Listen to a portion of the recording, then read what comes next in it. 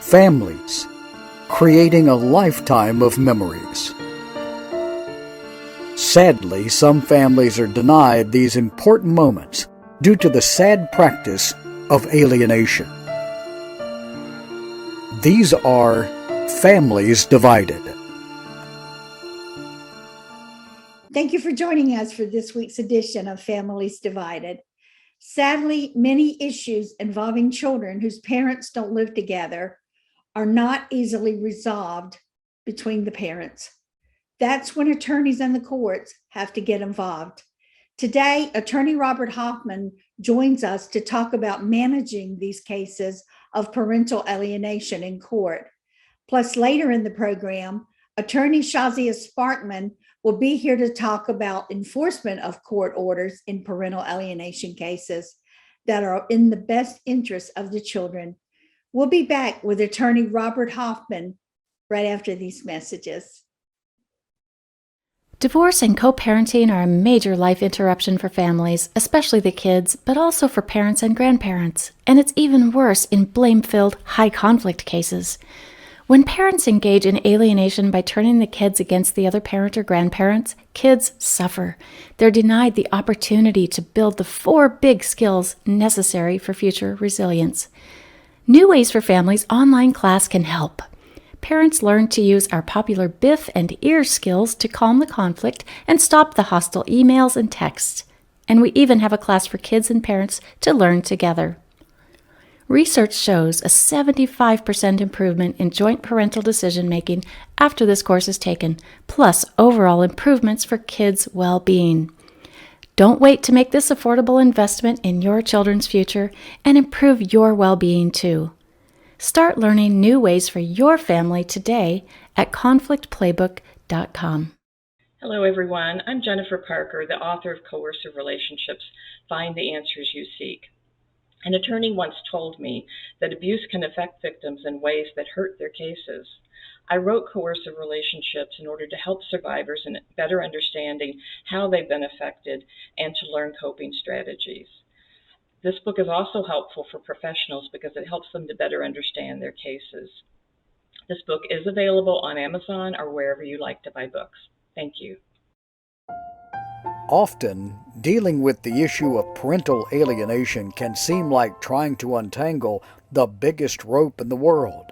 You don't have to untangle parental alienation alone. The XO Foundation offers help through empowerment, equity, and education. Find out how the XO Foundation can help you by visiting thexofoundation.org.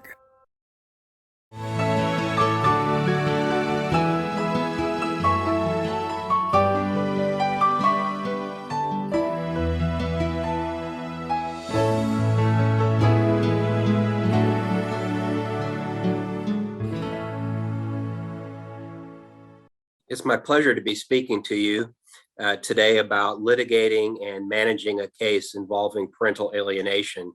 There are a number of components to this topic, which I'll try to outline and cover in the brief time that I have to speak to you today.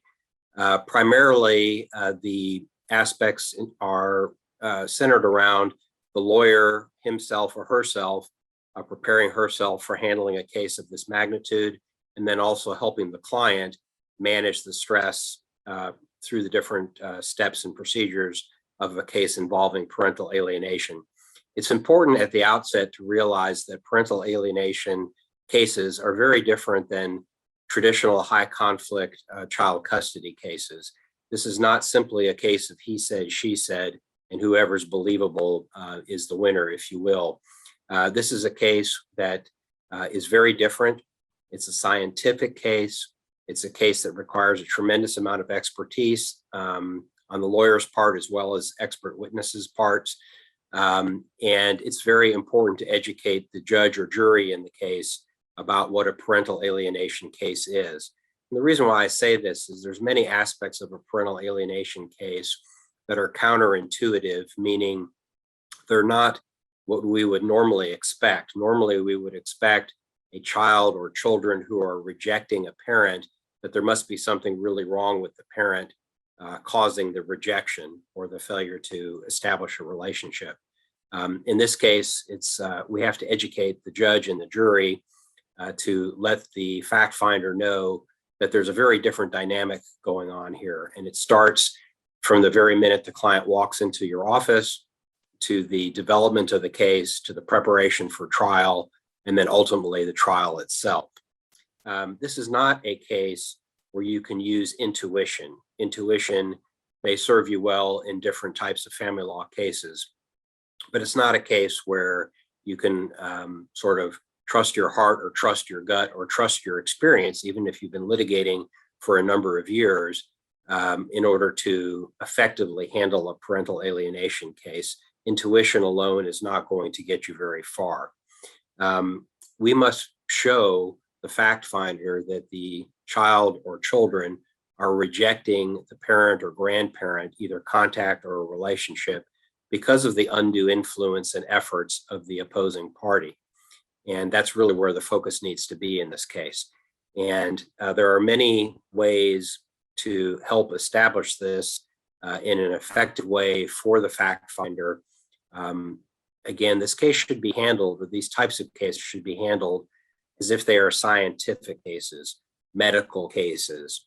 You need to have very experienced expert witnesses who can help develop the cases, can point out the facts and circumstances that are different from a traditional child custody case or a high conflict child custody case, and help explain the counterintuitive nature that while the children are rejecting the targeted parent, there are facts and circumstances which require probing and analysis to be brought forth. And once they are brought forth and a light is shown on them, to show what the true causes of the rejection and the fractured relationship are. I find many, many times that even very seasoned, experienced trial lawyers, family lawyers, do not have the expertise and the experience in the area of parental alienation. So I would make sure those of you who are clients or potential clients seeking counsel, that you ask very probing questions about your counsel, prospective counsel, the experience, the number of matters they've handled, their familiarity with parental alienation, to make sure that you've got someone that can really help guide you through this very difficult area. Also, with respect to parental alienation, it's very important that the lawyer recognize what a parental alienation case looks like. So you want some basic elements. You need to be able to establish that there was a prior good relationship between the child or children and the targeted parent. You want to be able to establish that the children are rejecting a relationship or contact with the targeted parent, and that they're doing so because of the undue influence of the other parent. And you want to understand how are alienated children different from children who have suffered actual physical or, heaven forbid, sexual abuse. They present very, very differently. What are their manifestations, and what do these children look like? And how can you help explain that to the court or to the jury? Also, there are a list of common, well-documented, well-researched, well-established strategies that parental alienation takes form, if you will, that alienating parents employ in order to alienate children from the targeted parent. So you want to be able to structure and develop your case from the beginning to identify that this is a case of parental alienation.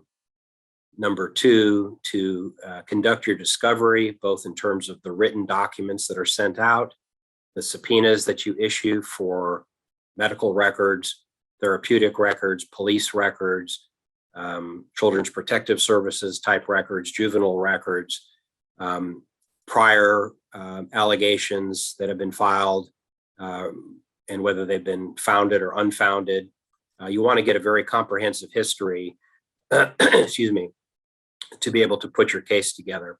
You also want to be able to understand the elements of parental alienation, again, both the manifestations in the children and the strategies employed by the alienating parent in order to be able to organize and persuasively present your case to the judge or to the jury. It's critical in these type cases that you have qualified experts, and most mental health professionals, while they may be very good at what they do, are not qualified experts in the area of parental alienation. I am astounded and surprised over and over again with very credentialed and experienced therapists, psychiatrists, mental health professionals who get it completely backwards and again assume that if a parent is being rejected by a child, it's because that parent must be doing something very wrong or very bad. And many therapists are entrenched in the idea that traditional therapy is the way to solve this. And actually, traditional therapy makes oftentimes the relationship between the children and the targeted parent even worse and reinforces the negativity that the children are experiencing in the alienating parent's home. So there are a select number of trial lawyers across the country that have this requisite level of expertise. There is a select number of mental health professionals across the country that have this requisite experience and expertise. And I think it's really important, to the extent that you can search and locate and associate yourself with folks like that, it's going to make all the difference in the world in your case. Now, one area that I think probably requires a little further discussion would be in terms of managing or litigating a case involving parental alienation is working with the mental health professional. I think that it's important for you to have, if the case warrants, two mental health professionals who are expert in this area.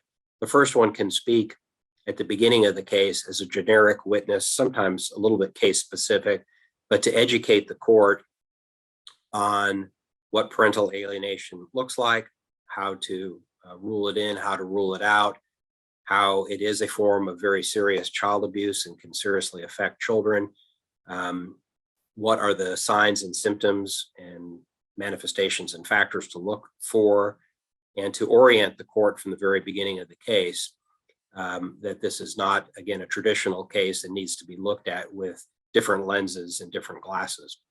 I think you then also need, ideally, you can't always have this combination, but ideally have a case-specific witness who has done a forensic review of all the documents, all the depositions, all the records, all the pleadings, all the text messages, and all these things, by the way, need to be gathered through the discovery part of the case, who can specifically talk about how the facts and circumstances of this case meet a mild, moderate, or severe parental alienation diagnosis. You're going to run up against a number of tried and true attacks, if you will, on parental alienation. Number one, saying it's really not recognized. That's not true, because you can find ample support in almost all jurisdictions of cases that have published, court cases that have published and upheld parental alienation as being an appropriate analysis of the family dynamics in the case. You should certainly have those cases ready for your particular jurisdiction. You should be prepared for a judge who says, or opposing counsel who says, we can try this case in an afternoon or maybe 1 or 2 days at most. If you only have 1 or 2 days to try a parental alienation case, you almost certainly will lose. You really need 5 to 7 days, and sometimes even more. You're going to need a day on each of the parents or parties. You're going to need at least a day on an expert witness and a half day on the first expert witness, the generic witness. There's going to be collateral witnesses. There probably are going to be mental health professionals on the other side. And it's very important that there's adequate time to develop and present your case, again, which should take a week and oftentimes more. Selection of mental health professionals is critical. There are many resources, including Family Access, that would list certainly some of the top professionals in the country in this area to assist on cases of this magnitude. You cannot simply rely on the court-appointed custody evaluator or the child's treating therapist, or one of the parents' treating therapist, and assume that that person has any knowledge, let alone any knowledge applicable to effectively prosecuting or defending a case involving parental alienation. So very important that you get your mental health professionals lined up early and work with them carefully, and they can guide you as to how to conduct your discovery, how to take depositions, how to examine witnesses, and how to present your case at trial. Let me talk in the time that I have remaining about the other part of this topic, not just litigating a case involving parental alienation, but managing a case involving parental alienation. I have found, working with many cases and many clients who are targeted parents or grandparents across the country, that almost uniformly the targeted parent or grandparent comes across or presents or exhibits anxiety, agitation, anger, pretty much what can be perceived by those that might not know the person and what they're going through as kind of negative emotions that may turn off certain people or push them back. It's going to be the lawyer's job and other members of the team to work with the client to help tone that down as much as possible. Not every time when a client or a targeted parent or grandparent speaks to a mental health professional or a minors counsel or an amicus attorney, or to the court and to other professionals, the drum doesn't have to be beaten so loud that no one else can hear in the room, screaming and shouting about the injustice of it all. And I think it's important for the lawyer to work with the client in all the various areas that the client has to interface with the mental health professional, maybe with a custody evaluator, maybe with a children's protective services investigator, investigating allegations of physical abuse and other types of abuse. How to testify in depositions, how to testify in court. You just can't assume that your client knows how to do these things well and correctly. And yet I see constantly clients who it's readily apparent that they've not been prepared for what they're doing. I see them on the other side, or I see them, they come to me as a second or third lawyer, and I realize that they have had their clock cleaned, so to speak, because they just haven't been prepared. So there's two mantras. One is prepare for the lawyer to make sure he or she is adept and up to speed with all of the themes and issues involving a parental alienation case. And that same mantra of prepare applies to the lawyer's duty to prepare the client throughout the whole process. I go through very elaborate pre-deposition, pre-hearing, pre-trial preparation with my clients so that it's not just theoretical, it's actual. I will do mock direct questions and cross-examination questions. I will speak about the themes of what is trying to be conveyed. I'll speak about the negative aspects of the case, of which there always are some, if not many, negative facts, bad facts, and how to address those. We'll talk about likability, excuse me, how to present well, eye contact, body language, word choice, speaking in a good cadence, proper tone, very solid knowledge of the facts and counterattacks that the client is likely to receive. And oftentimes we'll even do some videotape practicing of these skills. And it sometimes takes 2, 3, 4 or more times to get a client comfortable enough to be able to set aside as much of the passion and emotions, negative passion and emotions that drag the targeted parent down, and to channel that into positive energy and emotions to be a likable, credible, persuasive witness at trial. I think in sort of wrapping up my talk, I think it's important to step back at the beginning of these cases and map out, literally chart it out on paper, which witnesses will be used, what documents, are going to be helpful in the case. What are the negative facts, and what do we have to refute those facts, or what witnesses do we have that maybe can rebut or impeach statements that are made by other parties. Look at the motivations for the alienating parent acting or in a certain way or saying the things that he or she is saying. Dig deep. I think it's important to dig deep in these cases. I don't leave anything, to the extent that I can help it, any stone unturned, so to speak. I think it's very important that you thoroughly and completely investigate the facts of the case. I think it's important, as I've indicated, to prepare your client and prepare yourself. And, I would say, don't be shy to raise your hand, whether you're the lawyer or you are the client, and say, something doesn't seem quite right here. If you're the client, I'm not getting the kind of feeling and confidence from my lawyer that he or she is truly versed in this area and is properly leading me through it. Speak up. And if it doesn't change, then you may need to change to a lawyer who is trained and has expertise in this area. Our thanks to Robert Hoffman for his insight into alienation cases in court. When we return, Attorney Shazia Sparkman will talk about enforcement of court orders in parental alienation cases. In families dealing with alienation, communication during conflict is often very difficult. This fall, Family Access, Fighting for Children's Rights, will present a special in-person conference to address that very issue.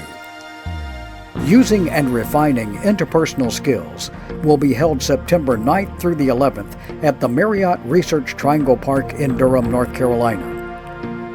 You'll learn from experts how to master skills that can reduce anxiety, anger, and stress in alienation situations. Join Event Director Elaine Cobb, the founder and president of Family Access Fighting for Children's Rights, and conference moderator Dr. Colleen Murray as they present a lineup of highly respected experts, including keynote speaker Dr. Jeffrey Gardier, plus presentations by Bill Eddy, Megan Hunter, Dr. Joshua Coleman, Dr. Mark Mosk, Dr. Mary Alvarez, Dr. Sue Kornbluth, Shazia Sparkman, and Lisa Rothfuss. Mark your calendar now, September 9th through the 11th, for Using and Refining Interpersonal Skills, hosted by Family Access Fighting for Children's Rights, Steel Partners Foundation, and PASCA, Parental Alienation is Child Abuse. Visit familyaccess.info for more details on the conference and secure your attendance. Seating is limited. At Victor's Crown, our focus is on you, our clients. When you arrive, our goal is that you will feel at home, from our welcoming atmosphere to our serene surroundings. Everything we do at Victor's Crown is done with our clients in mind. We have comfortable seating areas for both adults and children. A large screen TV with surround sound where clients can be occupied with wholesome entertainment while they wait. We offer complimentary refreshments such as coffee, tea, water, and snacks. Due to the present COVID pandemic, our in-person appointments are restricted to selected cases, and those are held in our luxurious outdoor open-air meeting space that we affectionately refer to as the COVID Cabana, which was built specifically for our clients to offer them the most comfortable and relaxing outdoor space available. All our other clients are offered secured web-based telemed sessions where they can connect with us from anywhere in the world.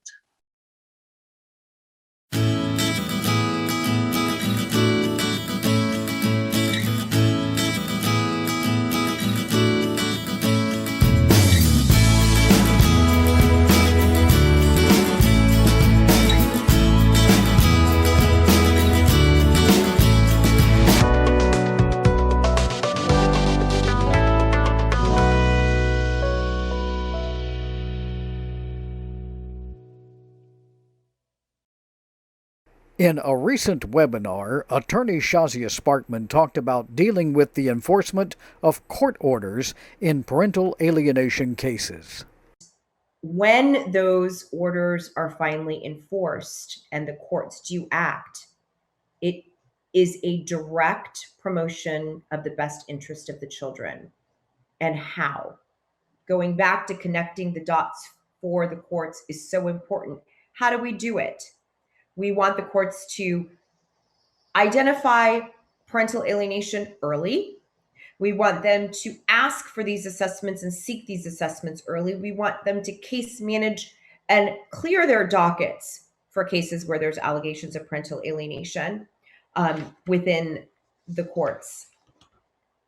We want there to be strict requirements and parameters entered and vocalized that will occur if orders are not complied with. We want the courts to step up and limit the number of continuances, delays that are caused, and identify with a level of emotional intelligence when delays are being used or orchestrated by the favored parent and in what fashion. This is when case history, if it's available, becomes so important, as it was in this case. One reading of the docket and one reading of the prior plethora of court orders in that case was sufficient in order to lay down strict requirements that there would be no other delays.